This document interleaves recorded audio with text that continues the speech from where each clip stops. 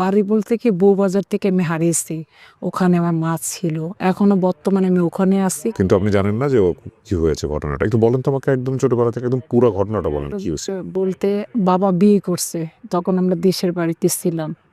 মা বাবার সাথে অনেক মানে এটা নিয়ে ঝগড়াঝাটি হইতো। হুট করে একদিন দেখলেন বাবা বিয়ে করছে? হ্যাঁ, বাবা বিয়ে করছে, আমার ছোট মা আছে, এটা আমার খেয়াল আছে। আপনি জানলেন কিভাবে বাবা বিয়ে করছে?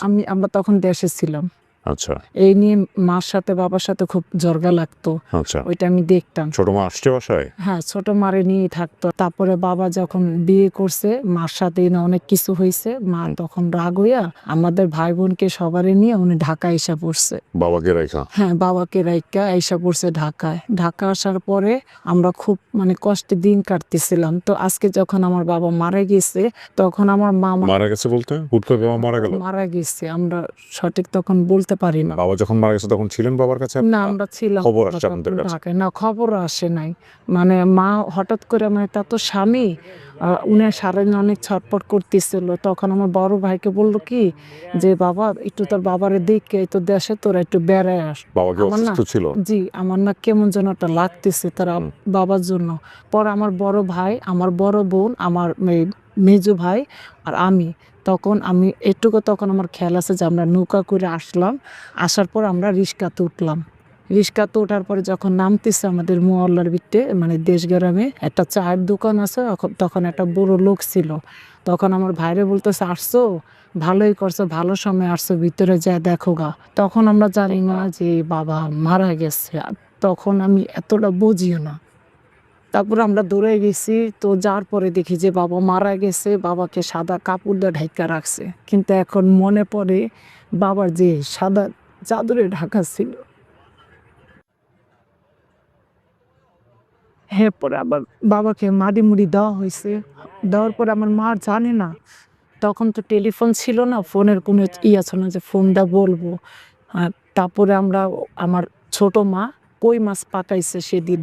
না, ওর বাবাকে মাটি মুটি দেওয়ার পরে আর রান্না বাড়া হয়েছে, কই মাছ পাকাইছে, তখন আমাকে মাথাটা দিল। ওরে মাথাটা দিয়ে আর আমার ভাইরে আবার ল্যাঞ্জা দিছে, এটা আমার খেয়াল আছে। তো আমরা খাওয়া দাওয়া করার পরে যখন ঢাকায় আসলাম, আসার পরে মা ভাইয়া মাকে বলছে যে বাবা তো মারা গেছে। এটা বলে মা অনেক কান্নাকাটি করেছে, মার দেশে ফিরায় না, যে স্বামী যখন নেই দেশে যায় কি করব। তখন আমার মা এই বাসায় কাজ করে, এই বাসায় কাজ করে। ভাইয়া একটা ফ্যাক্টরিতে কাজ করতো, সেটাও বউবাজারে। পরে ভাইয়া বিয়েও করছে। হ্যাঁ, তো ভাবির মানে পেটে বাচ্চা, আমার এটাও খেয়াল আছে। তখনও আমরা বউবাজারেই থাকি। আমার যে বোন আছে মেজো, আমার বড় বোনের পরে যে বোনটা আছে, ওই বোনের কাছে আমাদেরকে থুয়ে যেত। ছোট ছোট ভাই বোন আমরা আমাদের থুয়া যেত। মা? হ্যাঁ, মা থুয়া বাসায় বাসায় কাজ করতে যাইতো।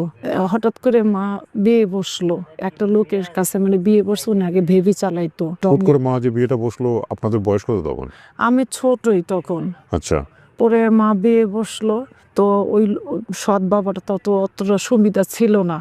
মানে আমাদের বকাঝোকা করতো, মারধর করতো। আপনাদেরকে নিয়ে বিয়ে বসছে? যে আমাদেরকে বাবাকে একসাথে থাকতো নাকি ওনার বাড়িতে না, গেছে? বাবাকে প্রায় সময় মা ভাত দিয়ে আসতো, কিন্তু বাবারে কোনো সময় দেখি না যে আমার মার সাথে আমাদের এক ঘরে রয়েছে। যে গ্যারেজের গাড়ি চালাইতো বেবি টেস্টকে, ওই গ্যারেজে মনে হয় থাকতো। বাবাকে একদিন আমি ঘরে দেখি নাই। এমনি মা রাইন্দা ভাত তরকারি দিয়ে আসতো, মারে বাজারে টাকাটা দিত, এটাও দেখতাম। তারপরে মা কিছু ভালো মন্দ রান্নার জন্য উঠায় রাখতো। আমাদের বলতে যেত তোরা একটু কম খা, উনি আমার বাজারে টাকা দেয়, এর আগে দিয়ে, তা আমরা তখন কিছু বলতাম না, অতটা বুঝিও না। হারাইলেন কিভাবে? হারাইছি এই যে এখান থেকে। আমার মা মানে দেখে যে সংসার চলতেছে না, আমাদের কষ্ট হইতেছে, এতটি ছেলে মেয়ে, বড় ভাই তো বিয়ে করছে, সে আলাদা থাকে টঙ্গের ঘরে।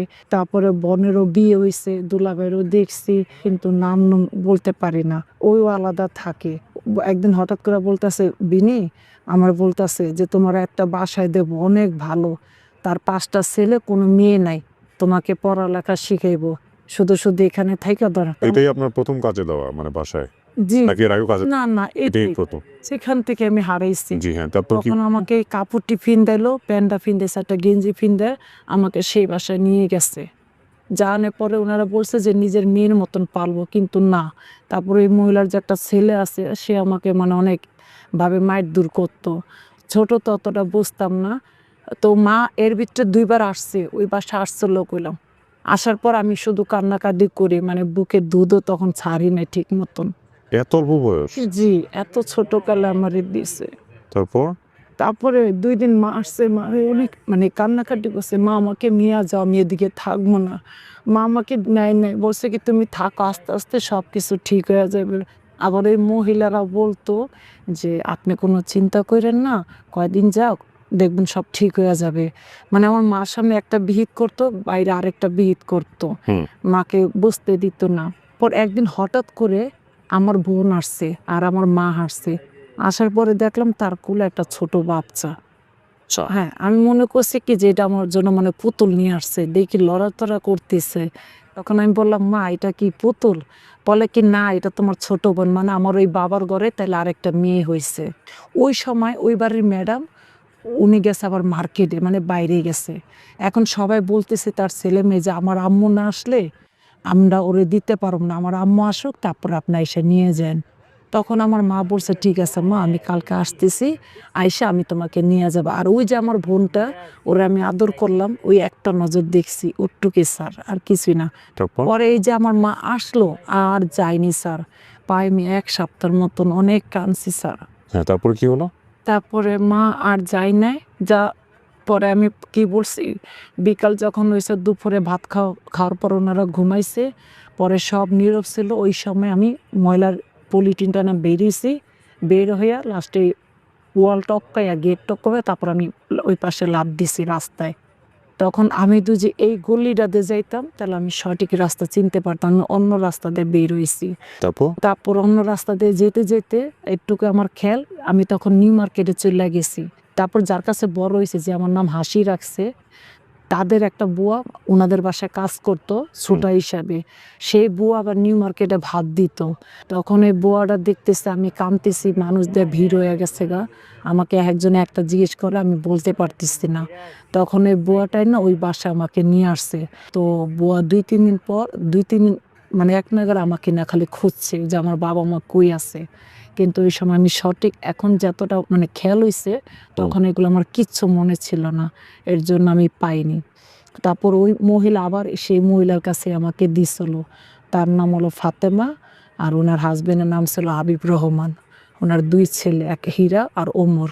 জি। যিনি মাস্টার। এদের কাছে আমি বড় হইছি। তখন থেকে নিয়ে প্রায় ১৪ বছর পর্যন্ত উনাদের কাছে আমি বড়। তো আপনি নিজে থেকে চেষ্টা করছেন কখনো কাউকে তারপরে বলছেন? আমি যখন ১৪ বছর পর উনারা আমাকে ঘরের থেকে বাইর কইরা দিছে। মানে আমি এখন ১৪ বছর হইছে, আমাকে বিয়ে-শাদী দিতে বয়স হয়ে হবে। গেছে, হ্যাঁ। হ্যাঁ, এখন উনাদের টাকা-পয়সা খরচ হবে। যার কারণে উনারা আমারে রাত্রের ১২ টার সময় বের কইরা দিছে ঘরের থেকে। হ্যাঁ, বের করে দেওয়ানোর পরে আমি সোজা কি করছি, একটা রিস্কাওয়ালাকে বলছি যে, "ভাইয়া আমাকে একটু পারবেন? কামরাঙ্গীর চরে দিয়ে আসতে?" কয়, "তুমি ওখানে কি করেন?" কয়, আমাকে একটু দিয়ে আসেন।" তখন আমি সঠিকও চিনি না। এই যে যখন আমি কামরাঙ্গীর চরে আসলাম, আস্তে, আস্তে আমি মোহাম্মদপুর আসলাম, ঝাসর আসলাম। আসার পরে আমি তারপর আবার খুঁজছি। মানে এক জায়গায় খুঁজতে যাইতাম, তখন মানুষের নানান বিভিন্ন কথা বলতো। বলতো কি, "বাচ্চা চোর", এই সেই হ্যাঁ। এই ভয়ে আগে বাড়তাম না। অর্ধেক, অর্ধেক খুঁইজ্জা আবার আইসা পড়তাম। বিয়ে-শাদী করছেন আপনি নিজে নিজেই? জি, বিয়ে-শাদী, হ্যাঁ। সংসার করতেছেন ওনার সঙ্গে? জি, বিয়ে-শাদী হইছে। কি করে ভদ্রলোক? উনি আমাদের একটা দোকান আছে আচ্ছা। ধানমন্ডি। নিজেদেরই দোকান? হ্যাঁ, নিজেদের দোকান। মাশাআল্লাহ। নিজেদের একটা দোকান আছে, যে বিভিন্ন আইটেম মানে সংসার বুঝতে যেটা পারছি। লাগে টুকটাক ওগুলা। ওই যে মনোহারীর দোকান লুকমি, বলে। সুবা এগুলা বেচে হ্যাঁ। বিভিন্ন আইটেম। তারপর? তো পরে লাস্টে আমার বাচ্চার আব্বুরে নিয়ে গেছিলাম। হুম। আরো ১ বছর আগেও আমি খুঁজছি। তখন আমাকে বলতেছে, "দেখো মা, অনেকজন অনেক কিছু বলতেছে। মা দেখো, তুমি এখন আসছো, তুমি কবে হারাইছো? আর এখন আগে যে সিস্টেম ছিল এখন তো ওটা নাই। হুম। অনেক জায়গা উন্নীত হয়ে গেছে গা। তুমি কিভাবে চিনবা?" আবার আসার মানে ছাইড়া দিচ্ছি। তো আমার অনুষ্ঠানে খোঁজ পেলেন কিভাবে? খোঁজ পাইছা মানে আমি আজকে কিছুদিন ধরে শুধু বলতেছি, আমি তো মানে নেট চালাই। আপনি নিজে থেকে একটু দেখছেন? হ্যাঁ, এগুলা দেখি। তো আচ্ছা। আমি আজকে কিছুদিন ধরে বলি কি যে মোবাইলে সবকিছুই দেখাইতাছে। নেটে একটা কিছু হলে সবকিছু দেখায়। কিন্তু কোনো হারানো কিছু যদি দেখাইতো, এটি মানে পেঁচাল ফিরতিছে আজকে কয়দিন ধইরা। তারপর আর আব্বু বলে কি যে, "তুমি বলো মোবাইলে যে কিছু হারানো কিছু আছে নাকি?" আমি মানে বলতে পারি না, আজকে কয়দিন ধরে মানে এই জিনিসটা খেলে আমার ভিত্তি করতেছে। হঠাৎ করে কালকে যখন আমি মানে দুপুরে খাওয়া-দাওয়ার পরে মোবাইলটা দেখতেছিলাম, তখনই মানে মানে আপনার ভিডিওটা আইসা পড়ছে